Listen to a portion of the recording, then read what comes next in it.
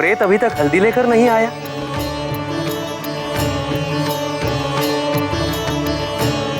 मैं देवताओं को लाने के लिए आपके आश्रम जा ही रहा हूं, तो लौटते में मैं स्वयं ही हल्दी ले आऊंगा।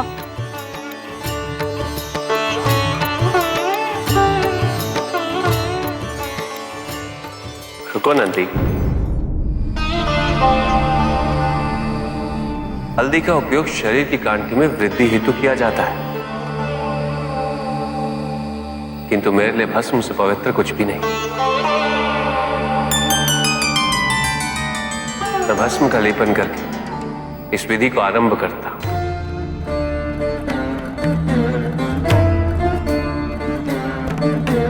शिव शिव शिव शिव शिव शिव शिव शिव आदे अनंत शिव योगी महादेव योगी महादेव आदे अनंत शिव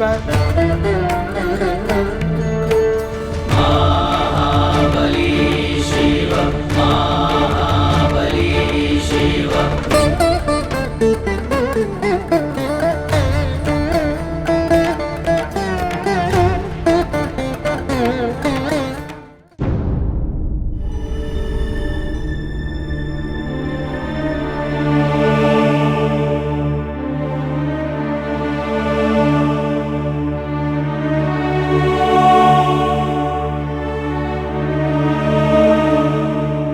पार्वती, अब और कोई तर्क वितर्क नहीं होगा।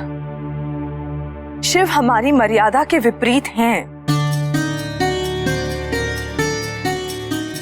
परंतु माँ, महादेव ने मर्यादा के विपरीत कुछ नहीं किया है। पार्वती, शगुन की वस्तुओं के साथ पशुओं की खाल देखने के बाद भी तुम ये कह रही हो? माँ, आप भूल रही हैं कि त्रिदेव में एक देव महादेव भी हैं। जिस प्रकार नारायण के हर कार्य के पीछे एक गूढ़ अर्थ छिपा होता है, उसी प्रकार महादेव के हर कार्य के पीछे एक अर्थ अवश्य निहित होता है। उन्होंने आभूषण और अन्य उपहार भेजे, परंतु धतूरे के फूल और पशु चर्म भेजकर वो हमारा ध्यान एक परम सत्य की ओर आकर्षित करना चाहते हैं। परम सत्य?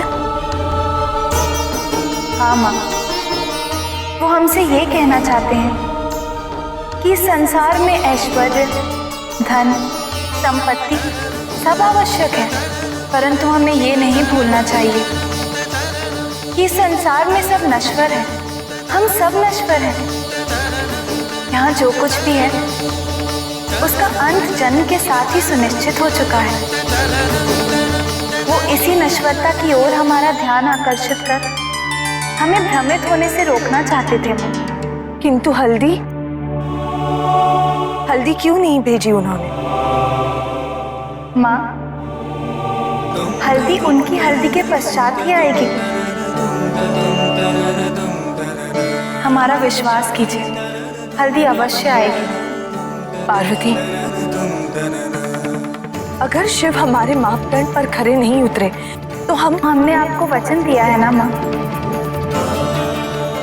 और हमें पूर्ण विश्वास है कि महादेव को अपना जमाता बनाकर आप कभी निराश नहीं होंगे।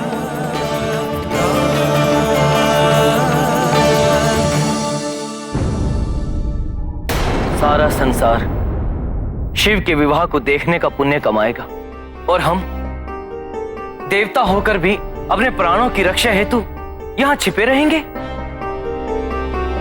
कुछ कीजिए देवराज इंद्र। क्या कर सकते हैं हम? इस आश्रम के परिसर से बाहर निकलते ही हम असुरक्षित हो जाएंगे। असुर आक्रमण कर देंगे हम पर। इस बार तारकासुर ये अवसर हाथ से नहीं जाने देगा। वो अवश्य हमारा संहार कर देगा। कितने कल्पों से हम इस विवाह की प्रतीक्षा कर रहे थे, और जब ये क्षण आया तो हम ही है कि इसके साक्षी नहीं हो सकते। ऐसे जीवन से तो देवत्व का परित्याग ही अच्छा है देवराज इंद्र।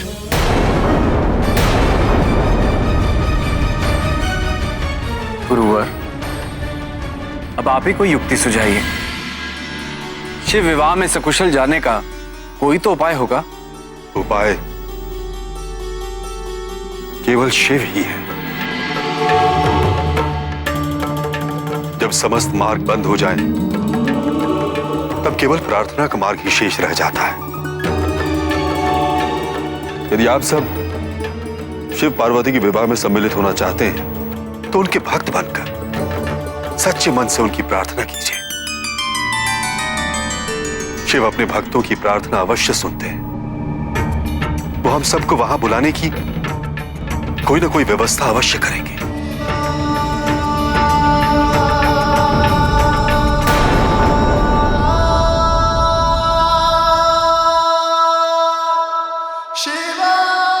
जाओ नंदी, देवतागण तुम्हारी प्रतीक्षा कर रहे हैं। जी प्रभु।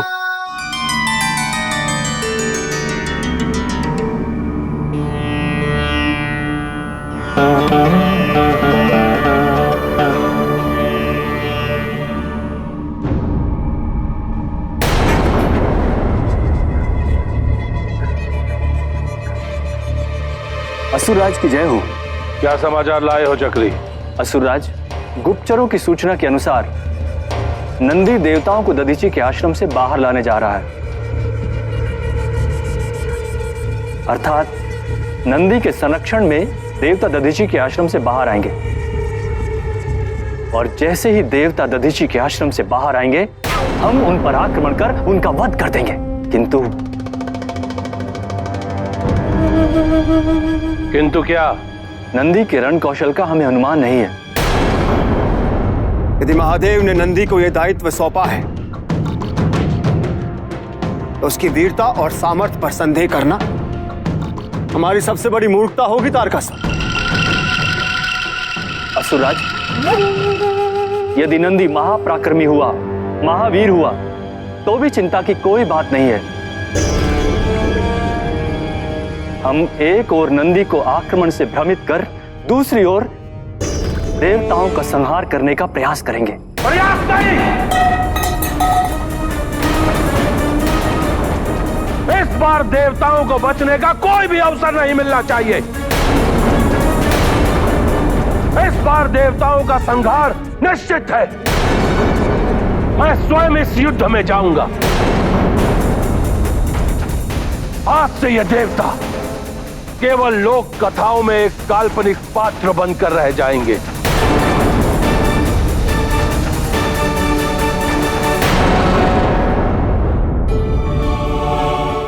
किसी भी शुभ कार्य को आरंभ करने से पूर्व इष्ट देव की पूजा अनिवार्य है, जिससे कि कार्य के कुशल पूर्वक संपन्न होने में कभी कोई बाधा ना आए। जी पिताजी, हम पूर्ण मन से प्रार्थना करेंगे ताकि प्रत्येक रीति निर्विघ्न हो।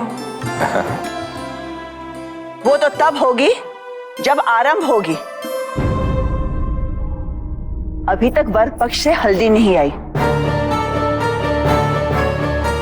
हल्दी नहीं होगी तो अन्य विधियां कैसे होंगी?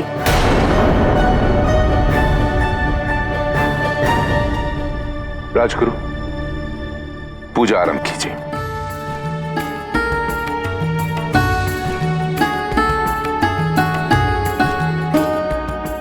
ओम नमः शिवाय। ओम नमः शिवाय। ओम नमः शिवाय। ओम नमः शिवाय। ओम नमः शिवाय। प्रणाम देवतागण।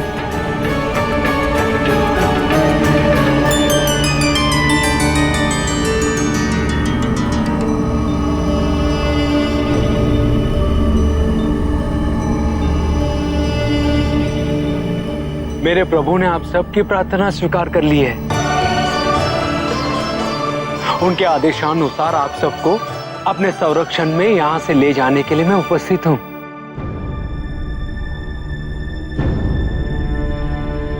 यदि तारकासुर ने आक्रमण कर दिया तो? निश्चिंत रहिए, मेरे प्राण रहते आप सब सुरक्षित हैं।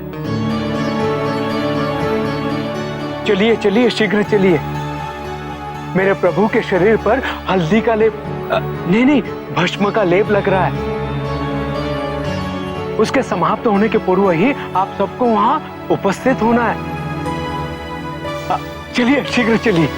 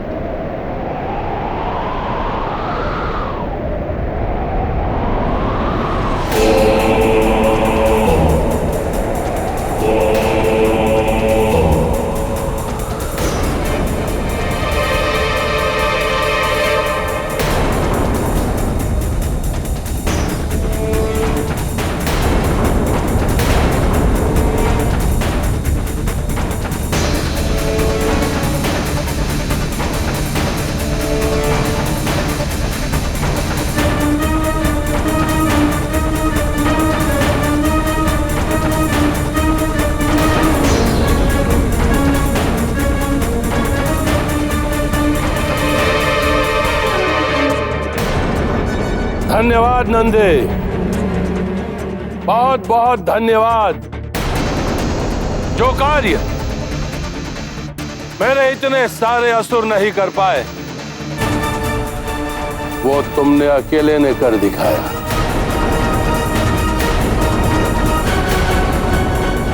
इन सारे देवताओं को ऋषि दधीचि के आश्रम से बाहर निकालकर अब मैं इन सबका वध करूंगा, सबका।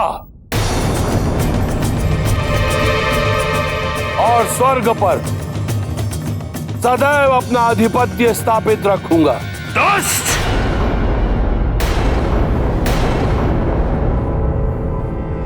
मुझे मेरे प्रभु ने इन देवताओं की सुरक्षा का दायित्व सौंपा है।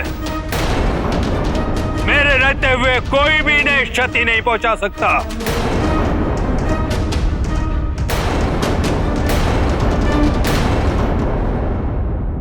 नंदे, हमारे मार्ग में व्यवधान मत उत्पन्न करो। व्यवधान तो तुमने उत्पन्न किया है तारकासुर।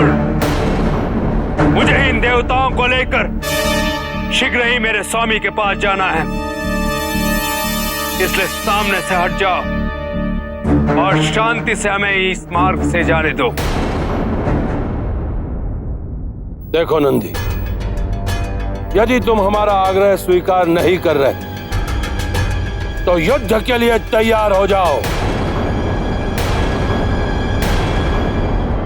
असुर साथियों, आज हमारे और देवताओं के मध्य जो भी अवरोध उत्पन्न करेगा, देवताओं के साथ साथ उसे भी समाप्त कर दिया जाए और इस आक्रमण का आरंभ नंदी से हो।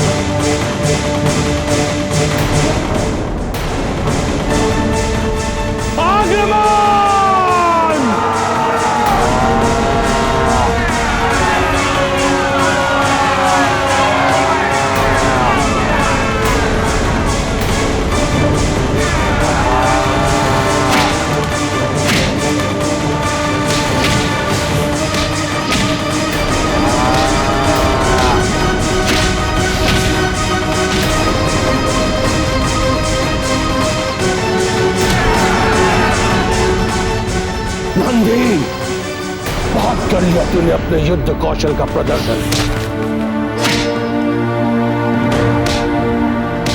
अब इस वृषभ को महापाश में बांधना ही पड़ेगा।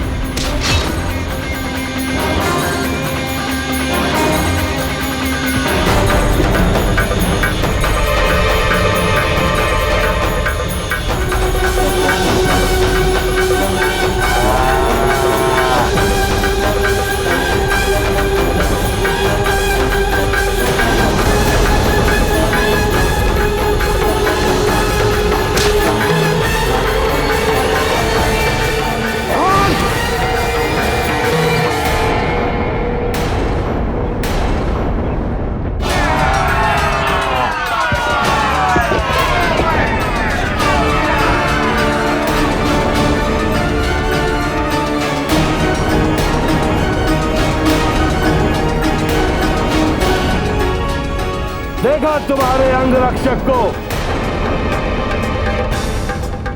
असहाय पड़ा है, असहाय। अब तुम सबकी रक्षा असुर राज तारकासुर से कौन करेगा? अब मैं तुम सबका संहार करूंगा।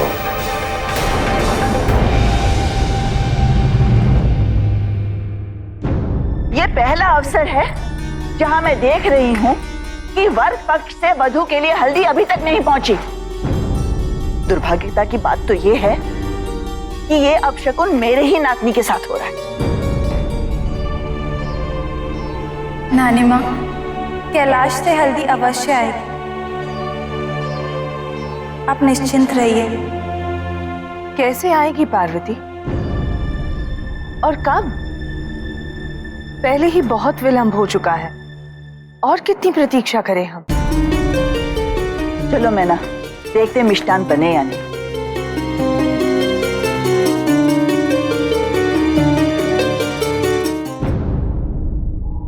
देवताओं, अब तुम्हारे विरुद्ध अमोघ शक्ति को प्रयोग में लाने का क्षण आ गया है।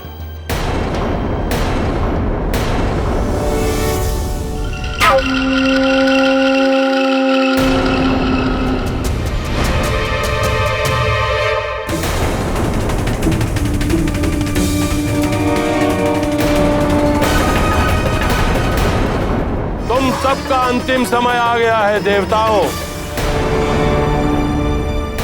गुरुवर, प्रभु ने मुझ पर विश्वास कर इन देवताओं की सुरक्षा मुझ पर सौंपी है। मैं इन्हें हानि नहीं पहुंचने दूंगा।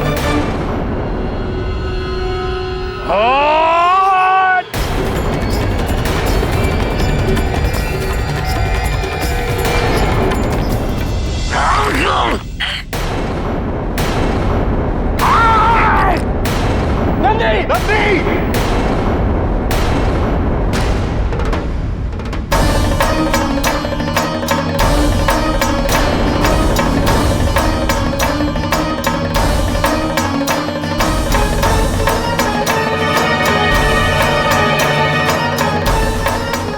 तारकासुर, तुम्हारी अचूक अमोघ शक्ति चूक गई। अब ये कभी देवता का संहार नहीं करेगी। कभी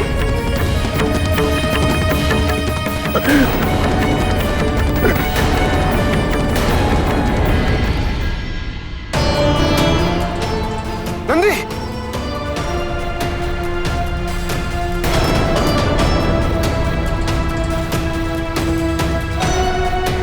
तारकासुर,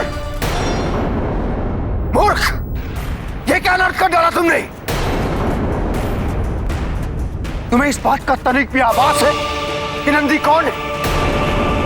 नंदी महादेव का सबसे प्रिय भक्त है। महादेव उसे अपने पुत्र की तरह मानते हैं, और तुमने उसी का वध कर डाला।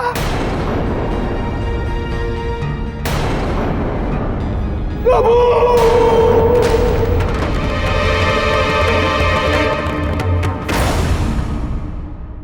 सुनंदा, आप राजगुरु से निवेदन करके किसी सेवक को कैलाश भेज दीजिए। नंदी उन्हें हल्दी देने में अवश्य सहायता करें।